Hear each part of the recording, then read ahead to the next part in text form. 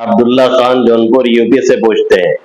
مفتی صاحب پوچھنا یہ تھا کہ کیا آپ صلی اللہ علیہ وسلم کے زمانے میں ایسے صحابہ تھے جو دراصل منافق تھے؟ سلمان ندوی آئے دن قرآن و حدیث سے ان صحابہ کو غدار اور منافق بنانے کی کوشش کرتے ہیں، جس سے عوام بھی اپنی نادانی کی وجہ سے تذبذب کا شکار ہوتی ہے اور کوئی ان کا رد کرنے والا بھی نہیں دکھتا۔ مفتی صاحب برائے کرم صحابہ کے بارے میں ان کی طرف سے آئے دن کی جانے والی گستاخی کا الزامی اور مدلل جواب عنایت فرمائیں۔ دیکھیں محترم عبداللہ خان صاحب، پہلی بات یہ کہنا کہ صحابہ میں بہت سے منافق تھے، یہ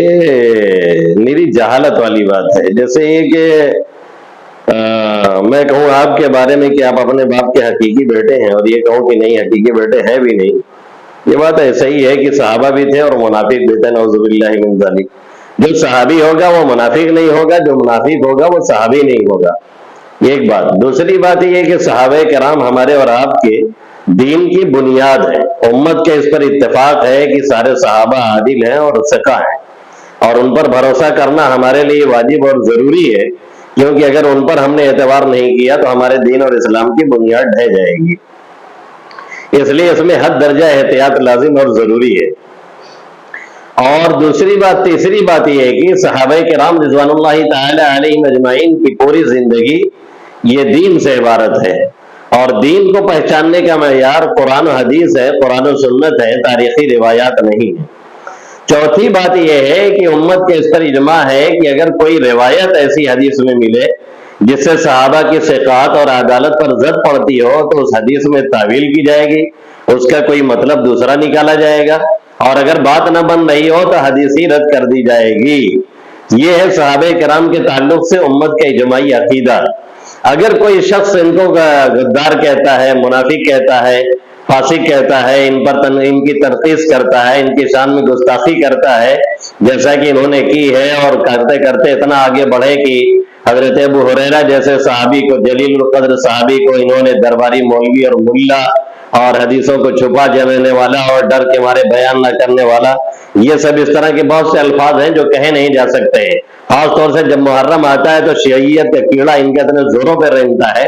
کہ اس طرح کی افواہ اور بکواس شروع کر دیتے ہیں۔ آپ نے کہا ہے کہ کوئی رد کرنے والا نہیں دکھتا، بہت سے لوگوں نے رد کیا ہے، کتابیں لکھی ہیں، دیوبند وغیرہ کے فتاوے آئے ہیں۔ ہاں یہ اور بات ہے کہ جیسے رد کرنا چاہیے تھا لوگوں نے کیا نہیں، اور چونکہ اہل سنت والجماعت میں گھس کر کے بہت دنوں تک اپنی ایک خاص امیج بنا چکے تھے اپنی زبان کی روانی کی وجہ سے، جس کی وجہ سے آج بھی بہت سے لوگ ان کے بیانات سنتے ہیں اور اس کی وجہ سے ان کے دین میں خرابی پیدا ہو رہی ہے اور ان کا دین متزلزل ہو رہا ہے۔ ایسے شخص کے پیچھے نماز پڑھنا مکروہ تحریمی ہے، ایسے شخص کی اقتدا درست نہیں ہے، ایسے شخص کو امام اور قائد سمجھنا بھی انتہائی بڑی غلطی ہے، ایسے شخص کے مدرسے میں اپنے بچوں کو پڑھانا، بچیوں کو پڑھانا درست نہیں ہے، خطرہ نوا نہیں ہے، اس لیے کہ اس سے دین اور ایمان کے جانے کا یقینی طور پر خطرہ ہی، صرف خطرہ نہیں ہے، یقینی بات ہے کہ چلا جائے گا۔ جہاں پہ آدمی پڑھتا ہے، جس کی ماتحتی میں رہتا ہے، اس کے اثرات سے آدمی شعوری طور پر یا لاشعوری طور پر متاثر ہوتا رہتا ہے،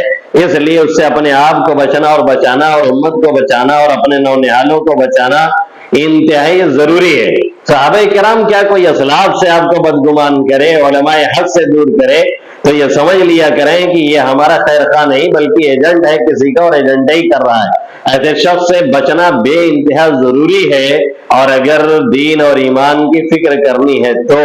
اور اگر نہیں فکر ہے اور آخرت میں جواب دہی کا احساس کوئی نہیں ہے، اور آخرت میں اس بات کی کوئی فکر نہیں ہے کہ ہم صحابہ کرام سے بغض کی وجہ سے اور ان سے بدظنی کی وجہ سے جہنم کے گڑھے میں پھینک دیے جائیں گے، تو پھر کوئی کچھ نہیں کہہ سکتا ہے، اس پر ماتم کرنے کے سوا اور کچھ نہیں کیا جا سکتا ہے۔ یاد رکھیں، اصحاب مصطفیٰ پہ جو انگلی اٹھاؤ گے ایسی جگہ مرو گے کہ پانی نہ پاؤ گے۔ اصحاب مصطفیٰ سے محبت ہے لازمی، انکار کرو گے تو جہنم میں جاؤ گے۔ اللہ رب العزت ہم سب کی اس سے حفاظت فرمائے، آمین یا رب العالمین۔